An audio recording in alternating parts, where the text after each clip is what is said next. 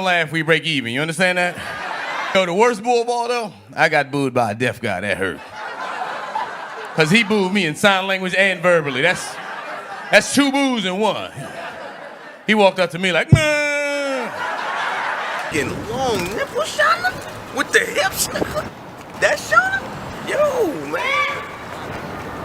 That's not how I think of her. That's my sister, nigga. Yo, man, empty your pockets. Keep calling me Kareem. When you gonna start calling me daddy? Call me daddy first. I'm not calling you dad, man. I'm not calling you dad. How long I gotta be married to your mother before you respect our union? I'm not calling you dad, man. I'm your daddy, man. Call me daddy, and I can find it in my heart. What's the deal? It's your boy Amendment with the Dead Powers Industry, home of new music and entertainment. Power 105, DJ Bro, myself. We are here, and we have a special guest in the building, man. A phenomenal individual, new and upcoming to the star-studded screens of Showtime. Hilarious. You know, hilarious. Yeah. My man Kareem Green. What's up, Yeah, baby? yeah, man. Thank you. That was a good intro. That was good, man. Nice. That felt good, man. I never knew you felt that way about me. You don't say that in none of the texts, none of the, you know what I'm saying? But it's good. You got on camera and gave me the flowers, you know what I'm saying? That's what's up. How y'all doing? Everything's good. You're doing great, bro. We good, man. No, you know what, Kareem? It's crazy. Tell people where you from, man, because I don't think they really know. Okay, this is a tricky one. I'm what you call bi-borough. You know what I'm saying? You know, like biracial and bi-borough. So I'm between Brooklyn and Queens, because I've always lived between like 5 years in Queens, Queensbridge, Bed-Stuy, Brooklyn. Those are the two that I, you know what I'm saying, I normally run with, you know what I'm saying? But I've hung out a lot in Flatbush and, you know, whatever. Did a stint in Long Island, you know what I'm saying? Like, a little stint. Little stint. You know what I'm saying? Because I grew up in foster home, so, you know, it was always like either Brooklyn here for a few years, Queens here for a few years. So I always just leave it at Brooklyn and Queens. But New York's home, though. So That's what's up. I'm gonna jump right in. How long have you been doing stand-up? Ooh, at least 20-something years. Wow. Yeah, 20-something years. Over 27 years. I can't, you know, after a while, I just stopped counting and kept swinging, you know. Do you remember your first performance? My first. Oh, yeah, I do. It was actually at this club called, I don't know if it exists anymore. It's called Fahrenheit. Wait. It was on Canal? On Canal, yes, on Canal. I DJ there. Yeah, downstairs, right? Downstairs, yeah. That was the first time I ever did it. And the person, like, it was this lady when I first started.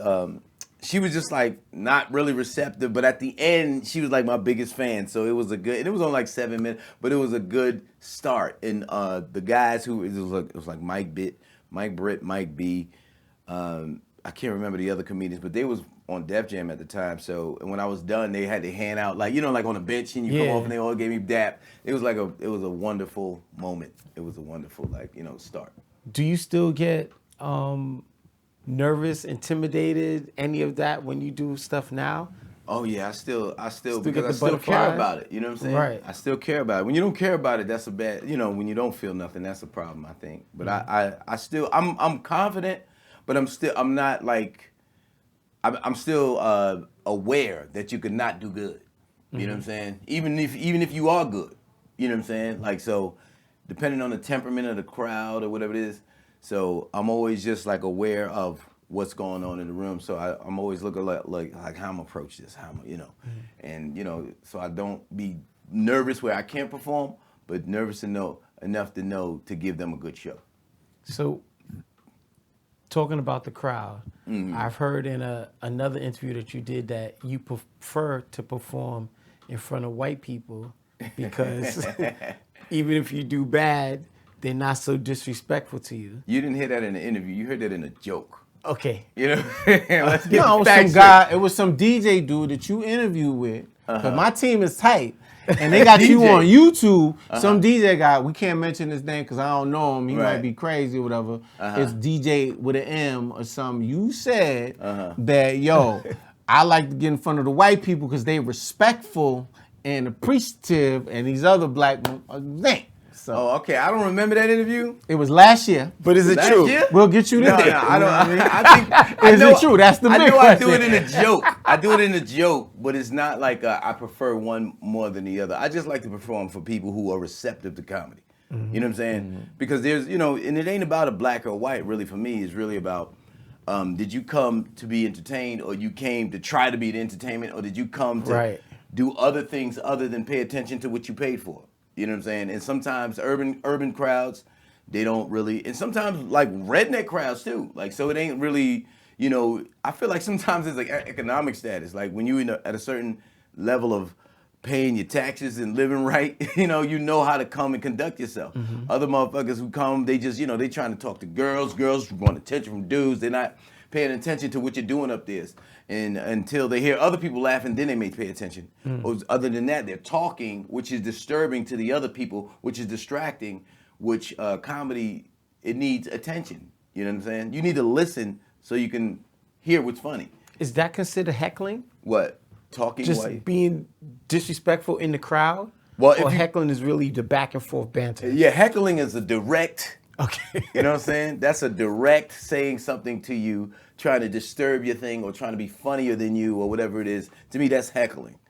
Some people, they'll be like, "That's right." They be with you, so it's not really a heckle. But sometimes it can become a heckle when they're overly. You know what I'm saying? Like if you say everything they say, "That's right," all right, then they're fucking with you because you got a rhythm. Shut up. Yeah. You're like, "Thank you. We shut the fuck up." You know what I'm saying? Because you got a rhythm as you're doing it, and they can cut through, mess with your rhythm. Comedy has so many elements that people don't know about that helps it become a great thing. But with a lot of distractions, that it can make it not as fun as it could be. What's your preparation? And it doesn't even mean for a particular show or whatever. Like, are you just writing jokes all day? Is it something that you just, something happens and you write it down or whatever? How does that go? Well, I talk about things that kind of go on in my life, or it's something that may happen, but I don't really, I write down the topic and I know what I'm talking about. Like some people write out the whole word for word, everything that happened. I don't do that because, it needs room for adjustment. You know what I'm saying? I like it. I need room for it to breathe. So maybe I want to say it this way. No, I should say it that way. No, I should say, instead of doing that when writing, I'd rather just say it. And with my personality and with whatever it is, it comes out better that way. And I record it, and then I listen to it, and I make the adjustments after I listen to it. Be like, I should have said this instead of that. Or I can say this or move that. You know what I'm saying? I fix it later, not try to fix it at the top, Got you. So let me ask you a question, man. This COVID thing, I know it hit and it had to affect you, man. How did that affect you as far as personally and financially, if you don't? Personally, it was really hard in a sense because I lost a family member. I had a few family members who catch it, but then there's one who was near and dear to me, my Aunt Valerie Wilson, rest in peace. She was like the champion, one of the champions of the family, matriarch, who, she came to all my shows. She was very, supportive in everything I did. Whatever it was like, that's right, it's going to be all right. You know what I'm saying? It's going, that's right, we're going to pray. You know what selling I'm saying? crack, it's going to be all right. You know what I'm saying? Whatever it is, she's down. She's like, don't worry, you're going to get past this. God's got a plan for you, whatever. You know what I'm saying? That was a tough part of it. I was actually driving here thinking about her, like, wishing she would see some of the things that I've achieved since this happened. But during it wasn't so bad to me because I'm a introvert extrovert. So when I'm by myself, I'm cool. You know what I'm saying? I'm like, I'm used to being by myself. A lot of people can't handle being by themselves. That's why they were losing it, because they're always looking for something to be busy with or high or whatever it is, and not dealing with themselves. And I deal with myself. I'm a spiritual person, so it didn't bother me as much as other people. Financially it affected me too. But then but also I think with the government money and different things, I was kind of fine. You know what I'm saying? I literally, like, I'm not gonna lie, I wasn't like a lot of people. I can't get a haircut. I've cut my own hair for years. I don't like, you know what I'm saying? I'm pretty self-sufficient. So it didn't. I mean, it was scary in the sense of you could just catch something by being next to somebody and you can die. But for the most part, it didn't really bother me that much. So, this new show that y'all on, congratulations. Thank you, man. You Thank know, you. Flatbush. You know, I told you the other day I watched it. You was like, you watched it? I was like, yeah, I watched the whole damn thing. Oh, wow. I'm That's waiting what's for up. the next joint. Oh, You know, that- I was you- excited to see you doing your thing. Thank I've you. known you for so many years. Yeah, and we got a few in. yeah, we got a few shows in, and you know, you've been a phenomenal. You always been a cool dude. You know what I mean? Thank you, man. I'm glad to hear that. You always been a cool dude. So you know, but I guess this whole Flatbush series, man, like, how did that come through? Which, like, how'd you get down with that? Actually, that was like 2018. Actually, these young guys, Dan Perlman and Kevin Iso, right? Younger comedians, and we were talking, and they had this thing they wanted to do, and it was Wait, like, are those the guys that are in the show with you? Is that the white guy and the black guy, yes. And the black Those guy? are- yeah, so, no, yeah. so I don't know their names. I just know like the characters. yeah, the black guy's And- Kev. and we, you all, the- we all actually have. And our you the real white names. guy's stepfather. Yeah, I'm his step. Yeah, yes, yes. I'm the, Go ahead. Yo, I just want to make sure I'm listening to it right. Go ahead, brother. Yeah, yeah. We all like they used our real. When we first did it, it was a pilot, right? Like a web series that they was trying to put out there, and we all just used our real names. Us three were like the first of it, right? So it was Dan, that's the white guy, Kevin, that's the black kid, and me, Kareem. So it's Dan, Kevin, Kareem, but they wrote and everything and produced and everything, but. They asked me to be a part of it and be, you know, like the stepfather, and they wrote the lines, and I just gave it its soul, right? So after that, they loved it. We had a good time. It did nice on the internet, but then they started shopping it. Nobody really wanted it until it went to the film festivals. They were raving. They were raving for it. Outta here. Same people caught the vapors. Rest in peace, Bismarcky. They caught the Yes. vapors, baby. So it was just like, but it was a good thing though. It happens how it happens, you know. So, you know, after that, towards the end of, I ain't gonna say the end of the pandemic, but 2020, they hit me with a call like, yo, what's up, man? Yo, we got picked up from Showtime. We want to know if you want to be the father. I was like, hell yeah. You damn right. I'm the only Showtime, father you nigga. know, yeah. That's You know cable. what I'm saying? So they're like, would you like to be a part of it? But they say it in a different, would you like to be a part? Hell yeah, I like to be a part of it. You know what I'm saying? So after that, the rest is pretty much, we came in, we shot it, and we had a good time. We shot it a lot all through Brooklyn, Bed-Stuy. I mean, not Bed-Stuy, Flatbush. Yeah. You know what I'm saying? Keeping it nice and Caribbean, you know? So it was a beautiful thing. And everybody I work with, from Kerry Cadet to I can't remember everybody. Hassan Johnson, everybody, you know, that's in So it. wait, that's the guy which is the guy from The Wire that I always see on there? The one that's that's always Hassan beating Johnson. him. That's Hassan. Okay, Oh, Hassan that's Johnson. Hassan. That's how I was telling Right. you. We was Right. talking We about. back. We I was back. like, So, I've met him like twice, man. You're a funny dude, man. You're a really good guy. yeah, Nice guy. His niece, Kristen. I forget. I get the only thing I get confused with people's actual names in their Right. their acting names sometimes. I know everybody by their Instagram name. Oh, okay, so you know Christian is Little Africa. That's I think that's Zori. But yeah, I can't remember everybody. But yeah, we had a great time doing that, and I really appreciated the Showtime people were amazing also. You know. How'd you meet them, the two guys? I know that Oh, you through know comedy. them. Yeah, Through comedy. most comics. So those we know- guys, they do stand up? Yeah, they do stand up. Oh, okay. A lot of people do stand up that you saw.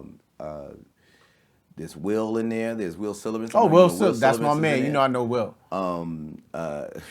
Even just today, Roy Wood Jones. I mean Roy Wood Jr. is in it. His episode is showing today. Carrie Cadet. She plays Kevin's girlfriend. So yeah, those are the comedians that I can think of at the moment. But it's flooded with comedians. Mm-hmm. You know what I'm saying? Flooded with dope comedians. So yeah, we just we met through doing stand up, and we always had good chemistry. Me and those guys, because we did another thing called it's called Moderately Funny, and that's where I came to the projects. And Dan was trying to hook up with my sister, you know, and I gave him a hard time downstairs in front of the building as he was trying to get in to go see my sister. So that was a good one Is too. it filmed? Yeah, it's filmed. It's called Moderately Funny. You should check it out. It's on YouTube. Okay, cool. What was it like when you got that phone call for this one? For what's the name? Oh yeah, that was a good pandemic break, baby. You know what I'm saying? Like everybody was like, oh, it's all messed up, and that happened. But I did keep a positive attitude through the whole pandemic. You know what I'm saying? I kept a positive attitude. I mean, I had my few lows, a few lows where it was like, oh man, what's you know, like, cause as it was, you know, the things was opening up a little bit, but at the same time, you know, it still was tough on comedy because it's a indoor thing, you know. We were doing it in the parks though. We were doing it on roofs. We were still out there swinging, baby. But when it came down to it, it got kind of like, you know, because all the other guys who were doing bigger venues are coming down to the other, like I'm not where the Chappelles and the other name brand guys are at. And that's where they was with coming. the theaters. Yeah, so they started coming down. Not Chappelle really, but a lot of them are coming. They couldn't go do theaters, so they're doing clubs or whatever it is. So now the people who would do clubs, which is us, are doing other, like, you know, everybody's like kicked down. Going down. Yeah, everybody You know what I'm steps down a level. I get it, you know what I mean? Yeah, so Like the Mark Vieira's who would be on tour yeah, with he'd be Rob at the Stapleton Improv and all and them. Rob Yeah. Stapleton, yeah, be doing things like that. So now they invading your space. Yeah. So you had to bring your joint up like, yo, nigga, it's my Well, stuff. Right? I Who you don't- shoot at? Who you shoot at, Kareem? Let's put some Who other you joints, shot you at, know? son? We gonna find some place to move, you know what I'm saying? So we, you know, we Yo, went that to would the have been roof. great to see that, like comedian beef. Like I know they've had some in the past. But Oh, that's, yeah. that's like an interesting. I don't you know what admire mean? that. I don't admire Yeah, I comedy don't beef. either. I don't support violence or Like, whatever. But it's been Not even like violence. It's just interesting. like we're happy people arguing. And but Yeah. I mean we're humans though. But the shit they be arguing about to me is just like some. Ridiculous. It's ridiculous because like in real in life to me, no one should. I tell you one, no one can tell me what the fuck I deserve. Am I supposed to? I don't know if I'm supposed to. Yeah, you can say But I what you don't. want. You know what I'm saying? No one can tell me what I deserve. Like you know what I'm saying? So they didn't bring me here. They didn't whatever. But people always think they have the right to tell somebody what they deserve and don't deserve. Unless you're giving it to them, who are you to tell them what they deserve and don't deserve? And to me, that's what comics be doing. And I feel like that's, Yeah, so I that's just remember we sucker, did man. an interview one time, and we had Mark Vieira. He's one of my best friends, actually. We grew up together. Yeah, he's Like, good really people. got, It's good you know. people. It's good He's guy. kind of a bully when I was younger. I had to go lift weight. Like literally, you almost got into it, son. You tell me, I was over there lifting weights. Like, yeah, I'm not gonna let this nigga push me. I was in 143, nigga. But he's a good guy now, man. Great dude. And he told me there was some like drama that happened with him, Drew Frazier, and all them. And I know Drew, like everybody I'm naming, I know these dudes. Like I know Kareem, I years, know yeah. like it's just kind of crazy to hear that. And he said it on camera, so that's why I'm bringing it up. They went at it, you know. Yeah, what I they mean? had like, some. Yeah, it was like who's situations. gonna be the king of New York, and I'm the king of New York. But And no, it wasn't about that. It was some money. No, stuff. it's some money stuff, but, you know. But, and I hear, you know, some people when it comes to money, man, some people just act. Money don't change you. It just makes you more of who you are. Show Right. more, right? Show so more. so when that money showed up, the person was like, and it wasn't even no major money, but it's just, you know, the sucker in you just can't help it. You know what I'm saying? You know, like when it comes to money, man, I feel like if you're gonna make money, if you can make money, you can make more money. If you got the right money, you know what I'm saying? So why try to cheat somebody out of their money? Yeah. You know what I'm saying? You know, and if you feel you the man, why are you cheating people? Yeah, I always my believe- thing is that you just got to tell people what it is. I've always been a person, a principle. You don't have to like me or whatever, but the one thing I'll never let nobody could ever say, yo, I may have did some fouls. Like, nah, he told me what it was when I got here. But that wasn't the issue. know what I It was mean? like they knew what it was, but then somebody reneged on what it was supposed to be. Like, you know, give them the rest of their money. So that's why that turned into what it turned into. Got you. You got 2+ decades in the game. Yeah. What advice would you give up and coming comics in the game? Right Stay off now? my block, nigga. Advice. I don't think it's hard to give. To me, advice, like, you know, you got to definitely keep creating. This is a business of creativity. So, you know, when you stop creating, I guess you kind of quit in some fashion because you got to create, you know, because that's what this is. And that means like writing or whatever it is that you want to do and be cool with doing what you do. You know, if you got to steal other people's jokes or whatever it is, that means you don't believe you're funny. You know what I'm saying? That's all that really means to me. You don't believe you're funny, so you got to use other people's stuff to be funny or funny as you think you should be. So just write your stuff, be cool with what your stuff is, be original. I don't know. And just keep swinging. You know, I mean, because that's what it is. It just keep swinging. Keep doing it. Keep writing. Keep getting on stage. That's a big part. Keep getting on stage and keep writing and keep performing, and enjoy this shit, man. I mean, like, I think a lot of people get mad at why they're not where they think they should be, but you're where you need to be until you need to be where the hell you are. That's a You know what I'm saying? So that's how I just kind of look at it and stay happy. Like this is what this is what I preach is like life becomes great when you become grateful. Oh, nice. I created this shirt. This is a shirt that I sell and everything. I need one of those. Yeah, definitely, man. For $10.95, you can definitely. Nah, I definitely would. Definitely, man. So, but yeah, this is I believe in this. This is what I was preaching throughout. Being in a pandemic, whatever it is, because you can look at things in a bad way and things will be bad. But when you become grateful, and that's start with your health, right? That's because without your health, you can't enjoy nothing. You know what I'm saying? And then you work onto the your family and your friends, and then even if you got the money and you ain't got no family and no friends, you still ain't no fun. Right. You know what I'm saying? I feel a little bad because I had read it when he first came in, and I was thinking about the picture I just took out there. I said, that's going to be a dope quote for underneath my picture. Now that I know it's yours, I got to buy it now. Yeah, that's good, though. That's good, though. I mean, $10.95 plus tax. It resonates. You know what I'm saying? Like, it resonates. So I try to put, I try to just pump out what I believe we all should have, man. That just keeps us happy, man. It keeps us cool, So you from Brooklyn, Queens. Yeah. You've been around. I'm sure music has played a large part in your life. Mm-hmm. Who's your favorite whack rapper? Favorite whack? I think they're whack, but I like them. Yeah. It's weird, but it's weird, but it's there. Sometimes you be like, why do I like this song? You remember in White Girls how they played that scene when he's like, how'd you know? How I think they're not Give good. I can't even think. I don't know. You know who to me, I wouldn't say he was whack, but he used to be whack. There's two people who I used to think was whack, actually, but I think they're dope now. There was Fat Joe, and then there was Lil Wayne. Like, I heard Lil Wayne years ago when he was like, Wasn't impressed. Oh, no. I'm talking about when he was like, I think probably 16 or 12. I don't know. He was young. And my man brought him, he was from the South. My man Chris Jones, shout out. We was in the trenches early in comedy. And he's like, it's Lil Wayne. And he's like, yeah, man. I was like, what the fuck is this? Right. You know what I'm saying? You know what I'm saying? Because if you can't really hear what they're saying, it's like, what are you doing? You know? But he's one of my favorites now, too. But in Fat Joe, when I used to listen to him, I was like, this guy, it's not good. But it's just not good. You know what I'm saying? Right. But and you know what? Actually, Nori. I like Nori. I love Nori. Right to Queens. Yeah, right to Queens. There you go. Yeah, Nori. I'll be like, my man, surrounding Lincoln Channel. I'm like, this guy sucks, but I like. But I do like Nori though. I like him, but at the beginning of whatever he was doing, it was just like it wasn't up to par like everybody else is fluent, whatever. It was a different style, and it's cool now. But at first, I was just like, what, this guy's it's a dope song, but are you listening to this shit? Run apps around the English channel. Whatever. So this guy's bad. I want to thank you for coming out and hanging out with us, man. You've done phenomenal work, man. And thank you for having me, I'm man. very proud. I never told you that. I figured this is the time to tell you I'm very proud. You're one of my favorite comedians. Oh, thank you, I man. never told Kareem that. Everything is like, hey.